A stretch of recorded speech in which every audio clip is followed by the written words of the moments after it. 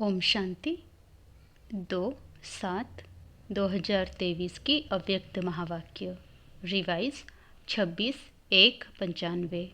Heading line Brahma बाग के और 2 कदम, फरमान बरदार वफादार। आज बाप दादा चारों ओर के स्नेही और सहयोगी बच्चों को और शक्तिशाली समान बच्चों को देख रहे हैं। स्नेही सभी बच्चे हैं, लेकिन शक्तिशाली यथाशक्ति हैं। स्नेही बच्चों को स्नेह का रिटर्न पदम गुणा स्नेह और सहयोग प्राप्त होता है। शक्तिशाली समान बच्चों को सदा सहज विजयी भव का रिटर्न मिलता है। मिलता सभी को है।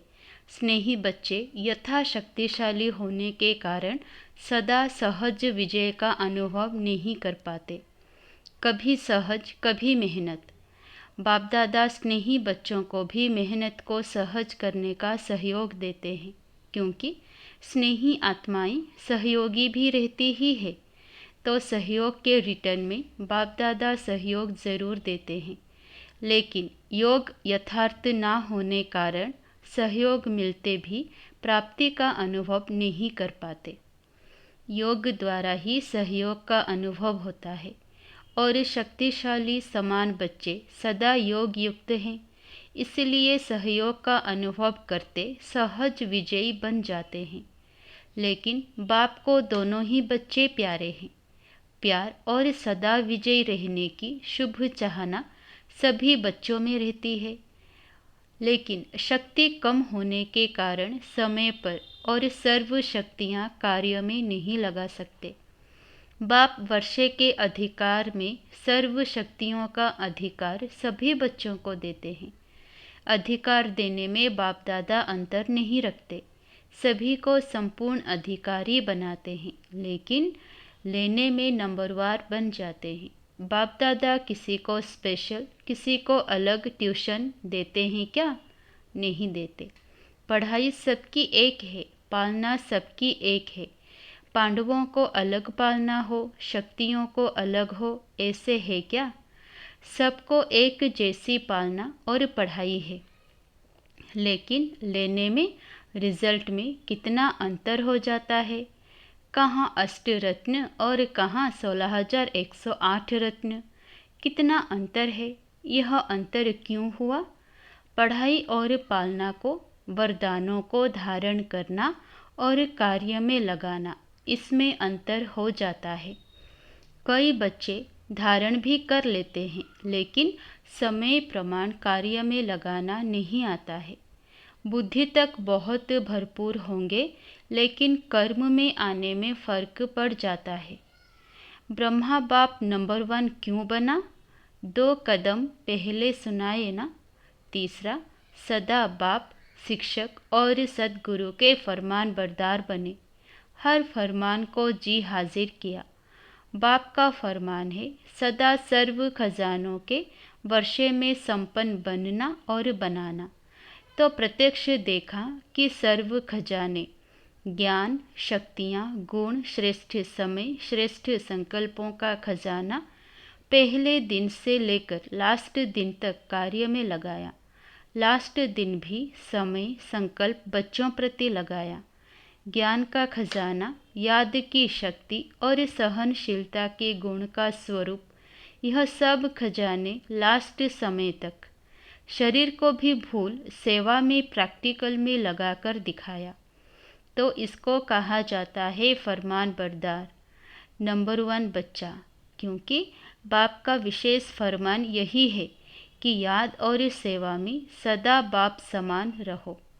तो आदि से लेकर अंत घड़ी तक दोनों ही फरमान प्रैक्टिकल में देखा ना। स्नेह की निशानी है फॉलो करना।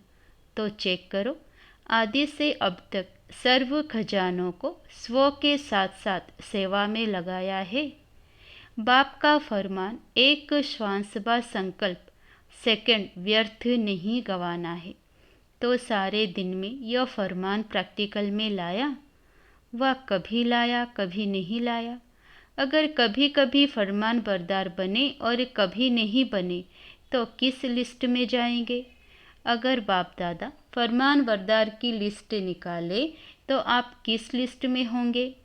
अपने को तो जानते हो ना, क्योंकि आप सभी सर्व खजानों के ट्रस्टी मालिक हो। तो एक संकल्प भी बिना बाप के फरमान के यूज़ नहीं कर सकते हो। या सोचते हो कि हम बालक सो मालिक हैं, इसलिए व्यर्थ गवाएं या क्या भी करें, इसमें बाप का क्या जाता है? बाप ने दे दिया, अभी हिसाब क्यों लेते हैं? नहीं, आप रोज़ बाप के आगे कहते हो कि सब तेरा है, मेरा नहीं है। कहते हो ना कि टाइम पर मेरा और टाइम पर तेरा। जब हमारा मतलब हो तो मेरा, वैसे तेरा। ऐसी चतुराई तो नहीं करते हो। ब्रह्मा बाप को देखा, अपना आराम का समय भी विचार सागर मंथन कर बच्चों के प्रति लगाया। रात्रि में भी जागकर बच्चों को योग की शक्ति देते रहे। यह चरित्र तो सुने हैं ना, ब्रह्मा की कहानी सुनी है ना। फॉलो फादर किया कि सिर्फ सुन लिया? सुनना अर्थात करना। तो तीसरा कदम, सदा जी हाजिर, सदा हजूर हाजिर और नाजिर। कभी ब्रह्मा बाप से शिव बाप अलग नहीं हुए, हाजिर नाजिर रहे ना। बच्चे ने कहा बाबा और बाप ने कहा मीठे बच्चे, तो मन की स्थिति में सदा हाजिर और नाजिर अनुभव किया। सेवा में सदा जी हाजिर किया, चाहे रात हो चाहे दिन हो। सेवा का डायरेक्शन मिला और प्रैक्टिकल किया, और कर्म में सदा हाँ जी किया। हाँ जी का पाठ पढ़ाया ना। तो आप क्या फॉलो करते हो? कभी हाँ जी कभी ना जी तो नहीं करते। तो प्यार का सबूत दिखाओ। ऐसे नहीं सोचो कि जितना बाबा से मेरा प्यार है उतना और किसी का नहीं। मेरे दिल में देख लो, क्या दिखाऊं क्या सुनाऊं? बच्चे ऐसे गीत गाते हैं, लेकिन सबूत दिखाओ। सबूत है फॉलो फादर। तो चेक करो, स्थिति में, सेवा में, कर्म अर्थात संबंध संपर्क में। संबंध और संपर्क में आना ही कर्म है। तीनों में सदा फॉलो फादर है। हर फरमान सिर्फ बुद्धि तक रहता है या कर्म में भी आता है? रिजल्ट में देखा जाता है कि अगर बुद्धि और वाणी में 100 बातें रहती है तो कर्म में 50 हैं। तो उन्हों को फॉलो फादर कहें? अधूरी रिजल्ट वालों को फॉलो फादर की लिस्ट में रखें? आप क्या समझते हैं, वे फरमान बरदार हैं कि आप आधे में राजी हैं? थोड़ा थोड़ा अंतर पसंद है। शुरू में माला भी बनाते थे, गोल्डन सिल्वर भी लिस्ट निकालते थे। तो अभी फिर से लिस्ट निकालें कि सिल्वर में नाम देखकर कॉपर बन जाएंगे? समय की सूचना बाप तो दे ही रहे हैं, लेकिन प्रकृति भी दे रही है। प्रकृति भी चैलेंज कर रही है, तो समय के प्रमाण आप लोग औरों को भी सूचना देते रहते हो। भाषणों में सबको कहते हो कि समय आ गया है, समय आ गया है। तो अपने को भी कहते हो या सिर्फ दूसरों को कहते हो? दूसरों को कहना तो सहज होता है ना। तो स्वयं भी यह चैलेंज स्मृति में लाओ। समय के प्रमाण अपने पुरुषार्थ की गति क्या है? बाप दादा एक बात पर अंदर ही अंदर मुस्कुराते रहते हैं। किस बात पर मुस्कुराते हैं जानते हो? एक तरफ मेजॉरिटी बच्चे कभी कभी 1 सेकंड ये सोचते हैं कि समय प्रमाण पुरुषार्थ में तीव्रता होनी चाहिए, और दूसरे तरफ जब माया अपना प्रभाव डाल देती है तो दूसरे सेकंड ये सोचते हैं कि यह तो सब चलता ही है, ये तो महारथियों से भी परंपरा चला आता है। तो बाप दादा क्या करेंगे? गुस्सा तो नहीं करेंगे ना, मुस्कुराएंगे। और इसका विशेष कारण है कि समय प्रति समय पुरुषार्थ को बहुत सहज कर दिया है, इजी कर लिया है। स्वभाव को इजी नहीं करते, स्वभाव में टाइट होते हैं और पुरुषार्थ में इजी हो जाते हैं। फिर सोचते हैं सहज योग है ना, लेकिन जीवन में पुरुषार्थ में इजी रहना, इसको सहज योग नहीं कहा जाता, क्योंकि इजी रहने से शक्तियाँ मर्ज हो जाती है, इमर्ज नहीं होती। आप सभी अपने ब्राह्मण जीवन के आदि का समय याद करो। उस समय कैसा पुरुषार्थ रहा? इजी पुरुषार्थ रहा या अटेंशन वाला पुरुषार्थ रहा?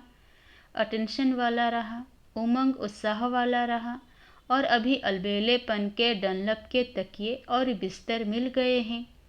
साधनों ने आराम पसंद ज़्यादा बना दिया है। तो अपने आदि के पुरुषार्थ, आदि की सेवा और आदि के उमंग उत्साह को चेक करो। क्या था? आराम पसंद थे? नहीं। और अभी थोड़ा थोड़ा है। साधन सेवा के प्रति है, साधन स्वयं को आराम पसंद बनाने के लिए नहीं है। तो अभी डॉनलप का तकिया और बिस्तरा निकालो, पटरानियाँ बनो, पटराने बनो। भले पलंग पर सो, लेकिन स्थिति पटरानी पटरानी की हो। देखो, आदि सेवा के समय में साधन नहीं थे, लेकिन साधना कितनी श्रेष्ठ रही। जिस आदि की साधना ने ये सारी वृद्धि की है, तो साधना के बीज को विस्तार में छिपा नहीं दो। जब विस्तार होता है तो बीज छुप जाता है। तो साधना है बीज, साधन है विस्तार। तो साधना का बीज छिपने नहीं दो। अभी फिर से बीज को प्रत्यक्ष करो। बाप दादा ने इस सीजन में काम दिया था, लेकिन किया नहीं। याद है क्या दिया था? कि कॉपियों में है। काम दिया था कि बेहद के वैराग्य वृत्ति पर स्वयं से भी चर्चा करो और आपस में भी चर्चा करो और प्रैक्टिकल में इस साधना के बीज को प्रत्यक्ष करो। तो किया कि एक दिन सिर्फ डिबेट कर ली, वर्कशॉप तो हो गई, लेकिन वर्क में नहीं आई। तो वर्तमान समय के प्रमाण अभी अपनी सेवा व सेवा स्थानों की दिनचर्या बेहद के वैराग्य वृत्ति की बनाओ। अभी आराम की दिनचर्या मिक्स हो गई है। ये अलबेलापन शरीर की छोटी छोटी बीमारियों के भी बहाने बनाता है। पहले भी तो बीमारी होती थी ना, लेकिन सेवा का उमंग बीमारी को मर्ज कर देता है। जब कोई आपके दिल पसंद सेवा होती है तो बीमारी याद आती है। अगर आपको इंचार्ज बहन कहे, नहीं, आपकी तबीयत ठीक नहीं है, दूसरे को करने दो, तो करने देंगे? उस समय बुखार व सिर दर्द कहाँ चला जाता है? और जब सेवा कोई पसंद की नहीं होगी तो क्या होगा? सिर दर्द भी आ जाएगा तो पेट दर्द भी आ जाएगा। सुनाया है ना कि अगर बहानेबाजी में बुखार कहेगी तो टीचर कहेगी कि थर्मामीटर लगाओ, लेकिन पेट दर्द और सिर दर्द का थर्मामीटर तो है ही नहीं। मूड ठीक नहीं होगा और कहेंगे कि पेट दर्द है। तो ये अलबेलेपन के बहाने हैं। बेहद की वैराग्य वृत्ति मर्ज हो गई है और बहानेबाजी इमर्ज हो गई है। बाप दादा देख रहे थे कि सभी बच्चे बहुत स्नेह से मधुबन में पहुंच गए हैं। तो स्नेह तो दिखाया, उसकी मुबारक हो। बाप दादा को भी बच्चों की खुशी देखकर खुशी होती है, लेकिन आगे क्या करना है? सिर्फ मधुबन तक पहुंचना है या स्नेह का सबूत दिखाने के लिए फरिश्ते रूप में वतन में पहुंचना है? क्या करना है? मधुबन में पहुंचे उसकी मुबारक है, लेकिन फरिश्ता बन वतन में कब पहुंचेंगे? चलते फिरते आप सभी को फरिश्ता ही देखें। बोल चाल रहन सहन सब फरिश्तों का बन जाए। और फरिश्ते का अर्थ ही है डबल लाइट। तो दिनचर्या में लाइट नहीं बनना है, लेकिन संबंध संपर्क में स्थिति में लाइट। तो लाइट बनना आता है कि बोझ खींचता है। बाप दादा स्नेह का सबूत देखना चाहते हैं, और जब स्नेह का सबूत देंगे तो आपको तालियां बजाने की ज़रूरत नहीं पड़ेगी, लेकिन माया भी ताली बजाएगी। वहाँ विजय, वहाँ प्रकृति भी ताली बजाएगी। तो अभी कुछ परिवर्तन करो। अभी स्वयं को स्नेह के साथ शक्तिशाली बनाओ।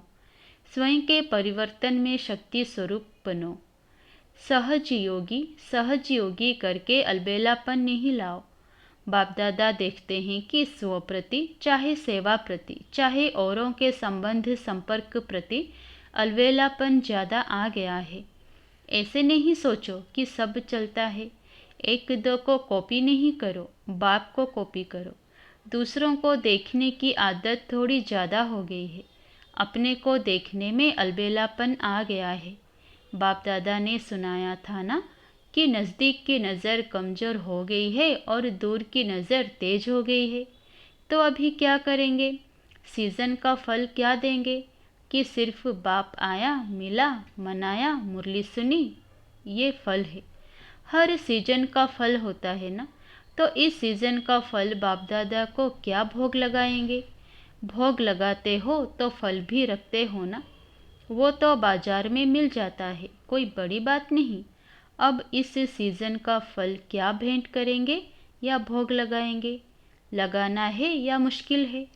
तो देखेंगे कि नंबर 1 भोग कहाँ से आता है। वायदा तो बहुत अच्छा करके जाते हो, कभी भी ना नहीं करते हो, हाँ ही करते हो, खुश कर देते हो।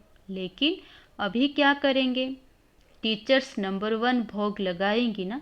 सभी सेंटर्स का भोग देखेंगे। प्रवृत्ति वाले भी भोग तो लगाते हो ना कि खुद ही खा जाते हो। तो यह नहीं सोचना कि सिर्फ सेंटर्स वालों का काम है, सभी का काम है। तो फरमान बरदार का कदम प्रैक्टिकल में लाना है। चौथा कदम है वफादार। कभी भी मन से, बुद्धि से, संकल्प से बाप के बेवफा नहीं बनना। वफादार का अर्थ ही है सदा एक बाप, दूसरा ना कोई। संकल्प में भी देह, देह के संबंध, देह के पदार्थ व देहधारी व्यक्ति आकर्षित नहीं करे। जैसे जब पति पत्नी एक दो के वफादार बनते हैं तो स्वप्न में भी अगर पर दूसरे की याद आ गई तो वफादार नहीं कहा जाता। तो ब्रह्मा बाप को देखा, संकल्प भी दूसरे के तरफ नहीं, एक बाप सब कुछ है, इसको कहा जाता है वफादार। अगर पदार्थ की भी आकर्षण है, साधनों की भी आकर्षण है, तो साधना खंडित हो जाती है, वफादारी खंडित हो जाती है। और खंडित कभी भी संपन्न पूज्य नहीं गाया जाता है। तो चेक करो कि संकल्प में भी कोई आकर्षण बेवफा तो नहीं बना देती। अगर ज़रा भी किसी के प्रति विशेष झुकाव है, थोड़ा भी पर्सनल झुकाव है, चाहे गुण के ऊपर, चाहे सेवा के ऊपर, चाहे अच्छे संस्कारों के ऊपर भी अगर एक्स्ट्रा प्रभावित हैं, तो वफादार नहीं कहा जाएगा। सबकी विशेषता बेहद की विशेषता पर आकर्षित है, वो दूसरी बात है, लेकिन किसी विशेष व्यक्ति या वैभव के ऊपर आकर्षित हैं तो वफादार की लिस्ट में खंडित हो गाया जाएगा। तो चेक करो कि खंडित मूर्ति तो नहीं है, पूज्य हैं, कहाँ एक्स्ट्रा लगाव व झुकाव तो नहीं है। संकल्प मात्र भी झुकाव नहीं, वाचा कर्मणा की तो बात ही छोड़ो, लेकिन संकल्प मात्र भी है तो खंडित के लिस्ट में आ जाएंगे। तो चेक करना आता है ना। अच्छा, चारों ओर के स्नेह का सबूत देने वाले, हर फरमान को संकल्प, बोल और कर्म में लाने वाले, सदा स्वयं को बाप समान सिंपल और सैंपल बनाने वाले, ब्रह्मा बाप के हर कदम पर कदम रखने वाले, ऐसे शक्तिशाली बाप समान बनने के दृढ़ संकल्पधारी सर्व बच्चों को बाप दादा का याद प्यार और नमस्ते। वरदान: साक्षीपन की स्थिति द्वारा हीरो पार्ट बजाने वाले सहज पुरुषार्थी भवो। साक्षीपन की स्थिति ड्रामा के अंदर हीरो पार्ट बजाने में सहयोगी बनती है। अगर साक्षीपन नहीं तो हीरो पार्ट बजा नहीं सकते। साक्षीपन अर्थात देह से न्यारे, आत्मा मालिकपन की स्टेज पर स्थित रहे। देह से भी साक्षी, मालिक, इस देह से कर्म कराने वाली ऐसी साक्षी स्थिति ही सहज पुरुषार्थ का अनुभव कराती है, क्योंकि इस स्थिति में किसी भी प्रकार का विघ्न या मुश्किलात नहीं आ सकती। यह है मूल अभ्यास। इसी अभ्यास से लास्ट में विजयी बनेंगे। स्लोगन: फरिश्ता बनना है तो अपने सर्व रिश्ते एक प्रभु के साथ जोड़ लो। अच्छा, ओम शांति।